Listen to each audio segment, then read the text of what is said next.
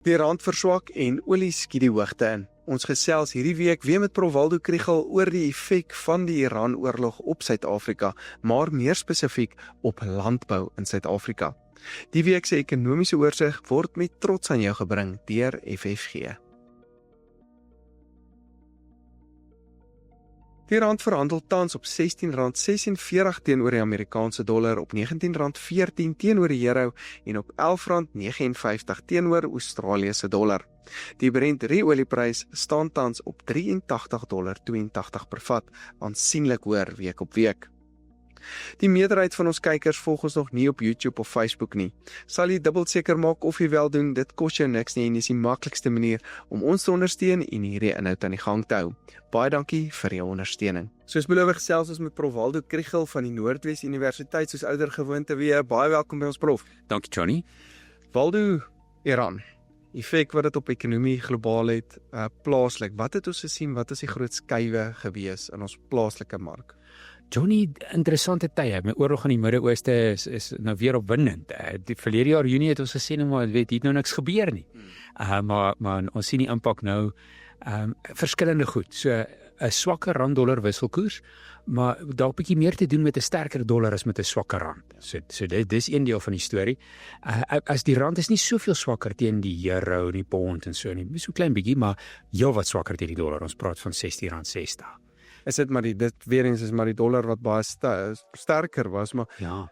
Ek het nou gehoor die moontlike oorsaak van die oorlog is dat die goud gaan opgaan, klein bietjie op was, maar dan elke rand kan optrek. Maar my vraag is eintlik, onsekerheid kom nou eintlik weer van Amerika af. Dit is nie noodwendig in Amerika nie, maar dit kom nou van Amerika af. Is die mark vir hierdie ontwikkeling omdat die dollar nou sterker raak en hulle was dalk teen die tariewe wat die dollar swakker gemaak het? Hoe sien jy hierdie dinamika nou? Hoekom is die dollar nou sterker? Ek dink die storie van die swakker dollar het ons al lekker baie oor gepraat. Dis nou 'n bekommernis oor inflasie in Amerika. So die tariewe, die big beautiful bill, al daardie goed, het mense laat wonder of hulle nog dollarbates op die skaal moet hou wat hulle altyd gedoen het. So het die dollar bietjie swakker gemaak. Maar 'n oorlog is 'n ander storie. So ek wil nie eintlik sê die mark keer die oorlog goed nie, maar ek sê die mark weet nie wat om te doen as daar 'n oorlog is en daar's grootskaalse onsekerheid nie. Hulle speel nog volgens die vorige plan. En dit is as daar oorlog is, dan kom jy uit die ontleikende markte uit en jy gaan dollar toe. En ek dink ons sien iets daarvan op die oomblik. Nie so seer dink ek dat hulle nou dink dit gaan baie goed gaan met die Amerikaanse beurs of daai deel van die storie nie. Dit is meer jy gaan parkeer jou geld in Amerikaanse staatsskuld, want dit is half die veiligste opsie. Reg oor die internet is almal bekommerd oor wat is die FSA se plan om hierdie ding te klaar te maak. Hoe lyk die einde van hierdie oorlog? En niemand weet nie, almal vermoed hulle het eintlik nie 'n idee nie. Maar goed, dit beteken ons die dollarbates is nog steeds 'n veiliger opsie as enigiets anders in hierdie omstandighede. Ja. Ons het nou gesien die dollar het verswak, die rand het verswak teenoor die dollar, so R16.60 min of meer. En die groot ander effek is natuurlik die oliepryse. Ja. So dit het natuurlik 'n groot ripple effek vir ons landbouers op hierdie oomblik.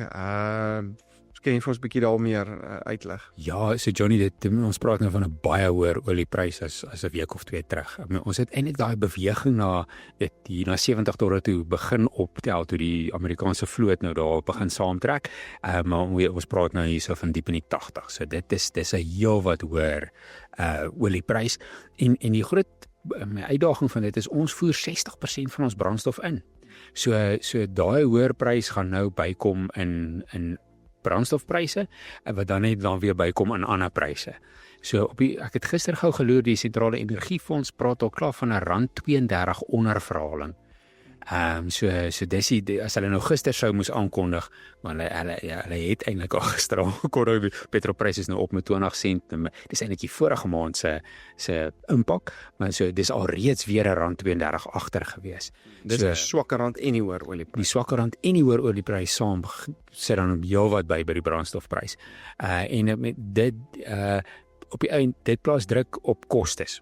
Ons weet kostes gaan op en dan weet ons huishoudings het nie baie geld om rond te gooi nie. So die gevolg is van 'n hoër oliepryse is hulle sny ander bestede. So jy sit met 'n effens swakker vraag daar ook. So hierdie impak kan nog regtig wyd uitkring. hoeveel van 'n hoër brandstofprys uiteindelik bydra tot die inflasiekoers? Is daar 'n bietjie navorsing oor gedoen, en hierdie is nou persentasieverskille, so hulle sê 'n 10% styging in die brandstofprys lei tot 'n 1,3% min of meer styging in die inflasiekoers. Maar hier is nou nie persentasiepunte nie, so ons praat nou nie van jy gaan op van 3,5 na, jy weet, 4,8 nie, dit is nie dit nie, dit is 'n 1,3% styging. So daar is 'n sogenaamde pass-through, maar dit is daarom nie 'n vir een, dat weet elke rand wat die petrolprys styg is inflasie deur die dak nie.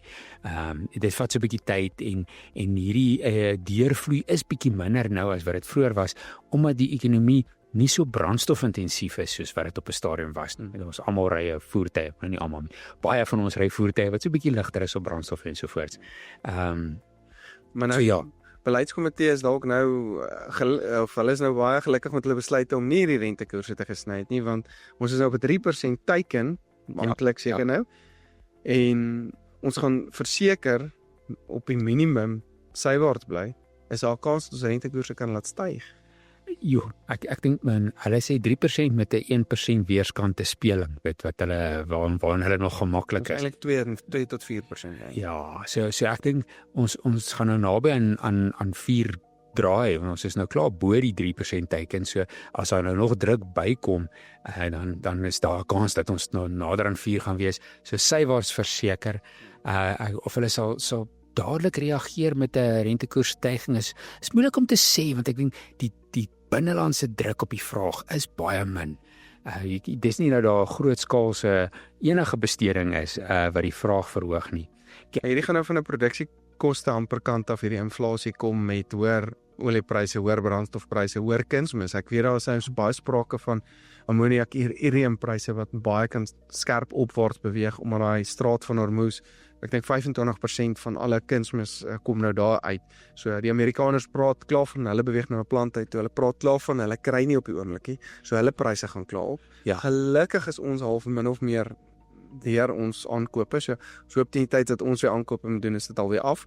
Maar ja, weer eens daai koste druk gaan opgaan met die inflasie en die rentekoerse en al daai tipe goed wat opgaan. En dit en ek eintlik vir jou vra met mieliepryse, sojapryse, sojaboonpryse, oliepryse wat opgaan. Dit kan ook 'n effek op inflasie hê.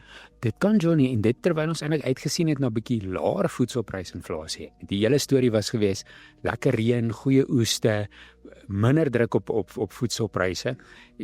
Is ons terug by 2022 toe Rusland vir Oekraïne ingeval het? Ek dink is bietjie anders, wie die olie storie is anders as wat dit toe was. Toe was dit regtig 'n sonneblom graanskok gewees wat voedselpryse vir lank hoog gehou het.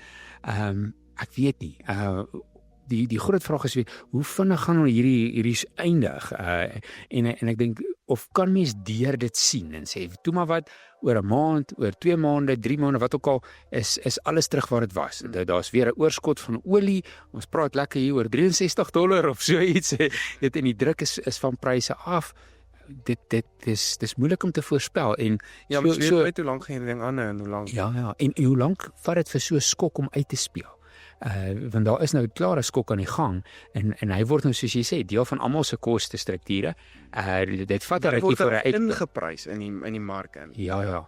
Ja, so dit is ek dink 'n interessante dinamiek wat ons daar is 'n bietjie historiese data, maar dit verskil maar elke keer, weet afhangend van mededinging, internasionale pryse ensovoorts.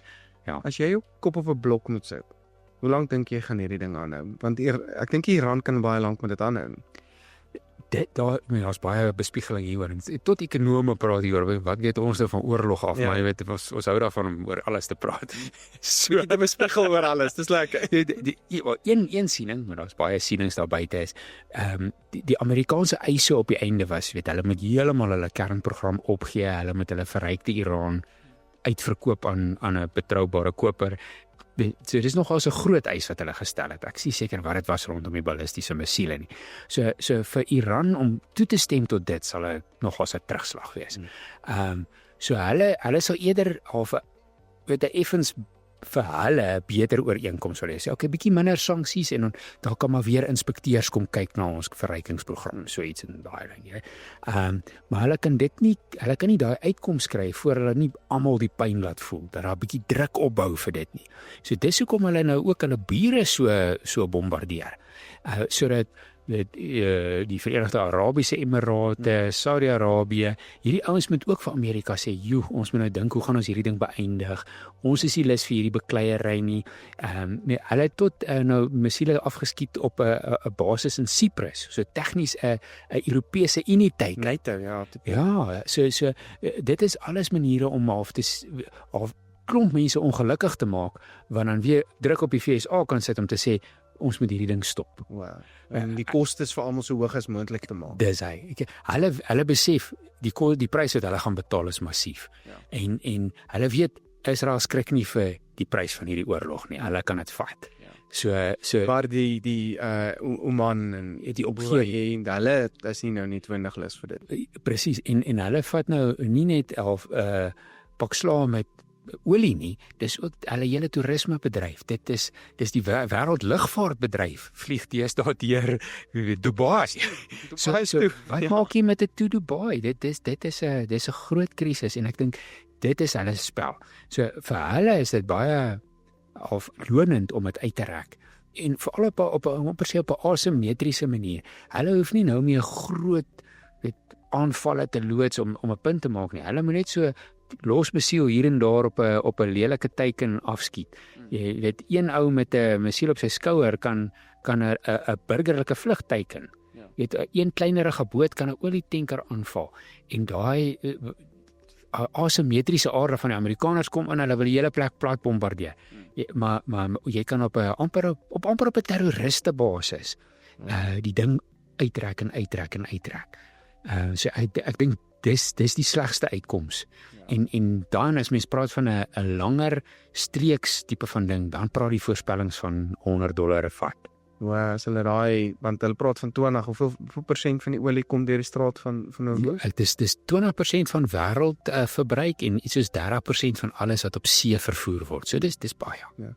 Wel dan wil ek gou mee op praat. Ons bly nou weer aan. Ek dink is nou maar wat nie nuus nou is.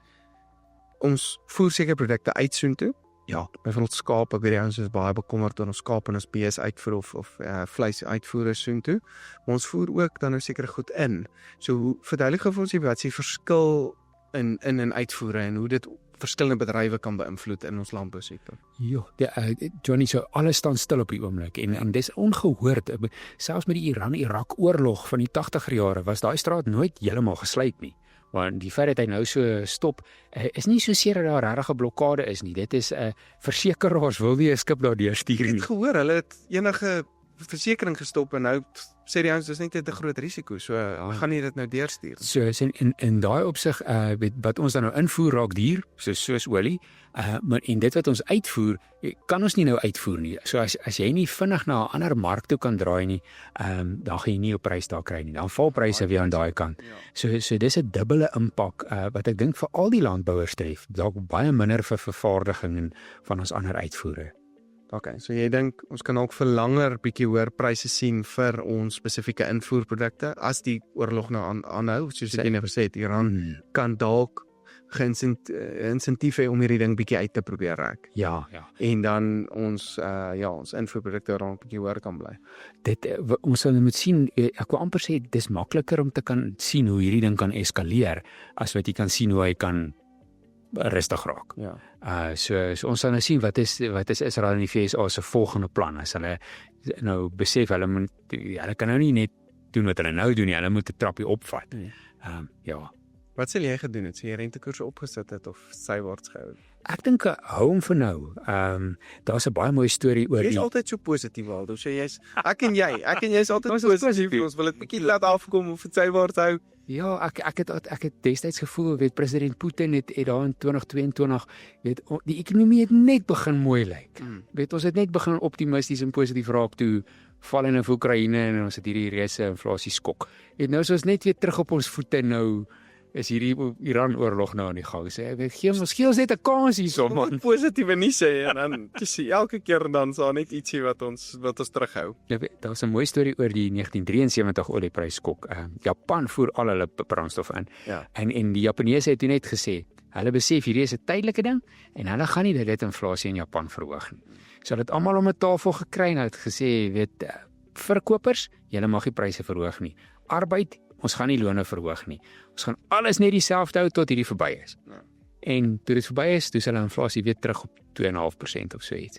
Maar hulle verskriklike dissipline en nou Japan ek is doodseker ons gaan dit reg. Ons gaan nie daai reg kry nie, maar ek dink daai is ook die enigste voorbeeld van iemand wat dit kon reg kry.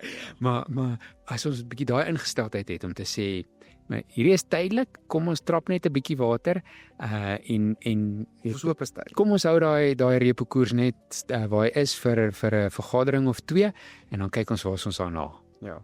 Sjoe, maar dit gaan verseker 'n groot impak op ons landbou hê. Ek dink oor die volgende maand of 2.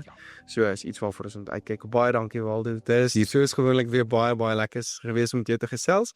En skakel in volgende week dan gesels ons verder oor waar die mark is en wat die effek dan van hierdie oorlog ook is en hoe dit ons plaaslik beïnvloed. Maar baie dankie vir jou tyd Waldo. Plesier, dankie. Hierdie ekonomiese oorsig word met trots aan jou gebring deur FFG. Baie dankie dat jy ingeskakel het en sien weer volgende week.